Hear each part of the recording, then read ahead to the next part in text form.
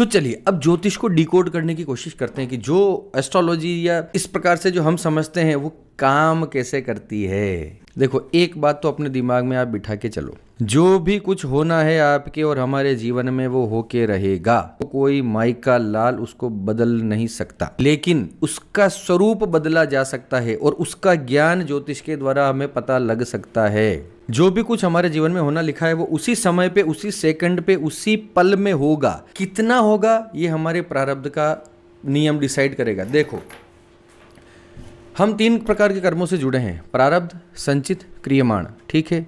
संचित कर्म वो जो हमने अब तक जीवन में इकट्ठा अनंत जन्मों से जो हम सर पे गठरी बांध के चल रहे हैं वो। ठीक है। प्रारब्ध वो कर्म है जो अब हमारे साथ होने वाले हैं, जिनका हमें फल मिलना तय है, जिनका हमें फल मिलना है, वो प्रारब्ध है। और क्रियमाण कर्म वो जो इस जन्म में, इस जिंदगी में हम करते हुए आ रहे हैं। तो ये तीनों कर्म मिलते हैं। ठीक है। कुंडली में कौन कौन से ग्रह, कौन कौन से स्थान होते हैं? पहला घर तनु भाव यानी अपने शरीर का भाव, दूसरा भाग धनवाणी कुटुंब, तीसरा साहस कर्म भाई बहन, चौथा विद्या सुख। ठीक है। 5वां बुद्धि संतान, 6ठा शत्रु कर्ज, 7वां शादी विवाह अपना पति पत्नी, 8वां आयु स्थान गुप्त विद्याओं का ज्ञान खजाने, रिश्वत खोरी, ये 8वां।